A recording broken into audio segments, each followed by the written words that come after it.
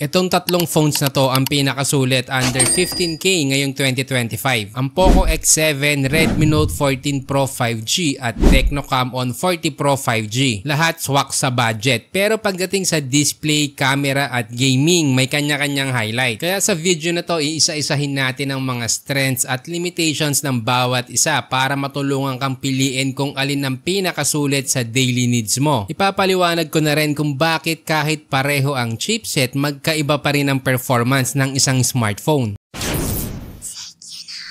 So ngayon, anong phone nga ba ang bagay sa needs mo? Kung mahilig kang manood ng YouTube o Netflix o kung display talaga ang priority mo sa phone, pakinggan mo to. Unahin natin ang Poco X7 at Redmi Note 14 Pro 5G. Same sila ng display type na AMOLED, same din ng size na 6.67 inch, 1.5K resolution at parehong 446 pixel per inch. Same din na may 120Hz adaptive refresh rate, 480Hz touch sampling at Dolby Vision. Kayang umabot ng 3000 nits HDR brightness. Bonus pa ang Gorilla Glass Victus 2 ang gamit sa parehong phones, matibay at scratch resistant. Ibig sabihin kung gusto mo ng sharp, colorful at HDR ready display, either of the two ang piliin mo, okay na okay yan. Literal na halos clone pagdating sa viewing experience. Ngayon, punta naman tayo sa Tecno Camon 40 Pro 5G. Yes, AMOLED din siya, mas malaki ng konti, may 6.78 inch. Pero mas mababa ang resolution at mas mababa rin ang pixel density na 393 ppi lang. Pero may edge siya pagdating sa refresh rate. Mas mabilis with 144Hz, perfect kung gamer ka or gusto mo lang mas fluid na UI experience. At gumamit din to ng Gorilla Glass 7i which is still decent protection. Ngayon, ano ang mas maganda? Kung ang priority mo ay watching Netflix, YouTube o gusto mo lang ng sobrang linaw at kulay sa display, lamang talaga ang Poco X7 at Redmi Note 14 Pro 5G. Pero kung gusto mo ng mas malaking screen, higher refresh rate at hindi ka masyadong maarte sa resolution, Camon 40 Pro 5G is still a good pick. Kung gusto mo naman ng phone na smooth sa gaming at multitasking, mahalaga ang chipset. Alamin natin kung alin dito ang may edge pagdating sa performance. Si Camon 40 Pro 5G gamit ang MediaTek Dimensity 7300 Ultimate. Ito yung pinaka-updated version sa tatlo. Redmi Note 14 Pro 5G at Poco X7 pareho namang may MediaTek Dimensity 7300 Ultra. Yung tatlong yan, lahat sila may parehong CPU setup. Pero ang pinakamalaking difference ay sa Antutu benchmark score. Pinakamataas ang Camon, around 695K. Kasunod ang Poco X7 na may 675K. At 3% to na mas mababa sa Camon. At ang Redmi naman ang pinakamababa sa 636K. At 8.5% na mas mababa kumpara sa Camon 40 Pro 5G. Ibig sabihin, sa tunay na gamit, medyo mas mabilis at smooth ang Camon 40 Pro 5G sa mga task at games. Pero hindi naman sobrang layo ang gap ng Poco X7. Ang Redmi Note 14 Pro 5G naman ay kaya pa rin naman mag-handle ng karamihan ng apps ng maayos.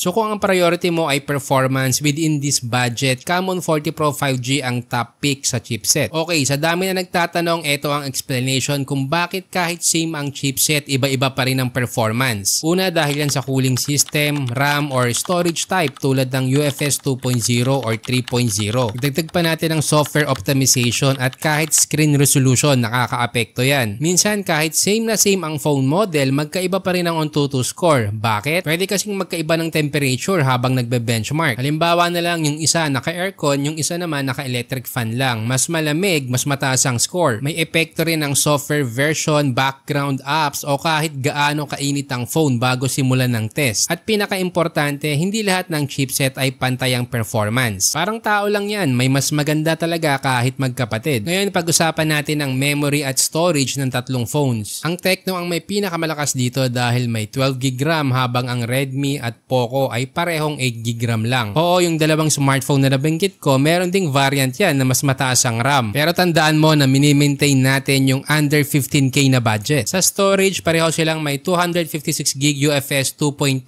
Mabilis ang performance nito kaya hindi ka mahihirapan mag-save ng apps, files at games. Wala ding memory card slot yung tatlo kaya kung kailangan mo ng dagdag storage, cloud storage na lang ang option. Kaya kung gusto mo ng mas swabe sa multitasking, mas advantage ang Tecnocam On 40 Pro 5G dahil sa mas malaking RAM. Pagdating sa camera, solid ang labanan dahil lahat may sari-sariling highlight. Pero iba-iba talaga ang approach ng bawat brand. Simulan natin sa Tecno. Meron tong 50 megapixel main camera gamit ang Sony LYT700C sensor na kilala sa magandang color reproduction at detail. May optical image stabilization kaya okay sa photo at videos kahit shaky ang kamay mo. May kasama rin tong 8 megapixel ultra wide lens pero wala siyang macro lens tulad ng iba. Ang video recording ay hanggang 4K at 30 FPS pero walang 8K. Sa DxOMark, impressive din ang score niya. May 146 sa photo, 134 sa video at 138 overall na bihira sa ganitong presyo. Next naman si Redmi. May 200 megapixel main camera gamit ang Samsung ISOCELL HP3. May optical stabilization din at may tatlong lens. Dagdag natin ang 8 megapixel ultra wide at 2 megapixel macro. Ang main camera nito ay ideal para sa mga gustong mag-crop ng malalaking images nang hindi nawawala ang detail. At panghuli ang Poco. Magkamukha lang sila ng Redmi pagdating sa setup. Andiyan ang 50 megapixel Sony IMX882 main sensor, 8 megapixel ultra wide at 2 megapixel macro. May optical stabilization din at 4K recording. Pero kung titignan natin ang sensor size, mas maliit siya kumpara sa Camon at Redmi. Kaya asahan mong limitado ang detail at dynamic range lalo na sa mga low light. Ibig sabihin si Redmi ang may pinakamataas na megapixels at best for ultra detailed shots. Si Tecno naman ang may best photo and video quality base sa DxOMark at may Sony sensor na kilala sa flagship level imaging. Si Poco kahit solid specs on paper medyo safe ang performance. Good but not best. Kaya kung camera quality talaga ang priority mo, Camon 40 Pro 5G ang best choice. Dahil kahit 50 megapixel lang siya, malinis ang execution at may mataas na rating sa DxOMark. Pero kung gusto mo naman ng highest resolution at flexibility, Redmi Note 14 Pro 5G ang mas babagay sa'yo. Si Poco X7 naman okay for casual use pero hindi ito yung phone para sa serious photography. Kung battery life ang priority mo, etong section na to ang di mo pwedeng skip. Unahin natin ang Tecno. Ito ang may pinakamalaking battery capacity sa tatlo, may 5200 mAh. At kahit pare-pareho silang 45 watts fast charging, standout pa rin si Camon pagdating sa video playback. Umabot lang naman ng 14 hours. At sa gaming, solid din ang 6 na oras. Ang general battery life niya ay nasa 23 hours which is impressive. Sunod ang Redmi, medyo mas maliit ang battery sa 5110 mAh pero surprisingly halos kasabayan niya ang Camon sa performance. Sa video playback, tumagal ng 12 hours at 5 hours sa gaming. At sa huli, si Poco, same battery size ng Redmi. Pero dito tayo may pinakamaikli sa battery life, 10 hours sa video playback at 5 hours naman sa gaming. Kaya kung heavy user ka lalo na sa panonood at gaming, Camon 40 Pro 5G ang pinakasulit sa battery. Kung kailangan mo naman ng reverse charging at okay na sa'yo ang medyo mas mababang battery life, pwede na rin ng Redmi. Si Poco okay din naman pero medyo bitin sa battery compared sa dalawa. Kung specs lang ang pagbabasihan, tatlong solid mid-range contenders ang pinag-uusapan natin ngayon. Pero alin nga ba ang pinakasulit under 15K na budget mo? Kung gusto mo ng mas malaking RAM at top tier performance sa presyo, standout talaga ang Tecnocam On 40 Pro 5G. Sa halagang 14,064 pesos, meron ka ng 12GB RAM, mataas na Antutu score at solid na battery life na lagpas 23 hours. Isa pa, Sony LYT sensor na rin ang gamit sa main camera kaya perfect na perfect para sa mahihilig sa mobile photography. Kung mas priority mo naman ang camera resolution, hindi mo pwedeng baliwalain ang Redmi Note 14 Pro 5G. Meron itong 200 megapixel main cam, may macro lens pa at may reverse charging feature. Pero take note, ito rin ang may pinakamababang Antutu score sa tatlo. At sa 14,999 pesos, siya rin ang pinakamahal. Pero kung balance performance sa gaming, display at battery ang hanap mo, sulit ang Poco X7 sa presyo niyang 13,999 pesos. Halos same spec sila ng Redmi pero mas mura ng 1K at mas mataas din ang benchmark score. Ang tanong na lang, ano ang priority mo? Comment down below kung alin sa tatlo ang pipiliin mo at bakit. By the way, kung isa dito ang ginagamit mong smartphone, paki-comment naman ang experience mo at nilagay ko na rin sa description ang official links kung saan mo to mabibili. Meron din kaming exclusive FB group na smartphone tips kung saan personal ka naming tutulungan pumili ng best smartphone for your budget. Kami na rin ang maghahanap ng legit store at discount para sa'yo. Exclusive to sa mga seryosong online buyers na gustong makatipid at magkaroon ng peace of mind. At kung nakatulong sa'yo ang video na to, sana matulungan mo rin kaming ma-reach ang 100K subscribers subscribers. Kaya mag-subscribe ka na.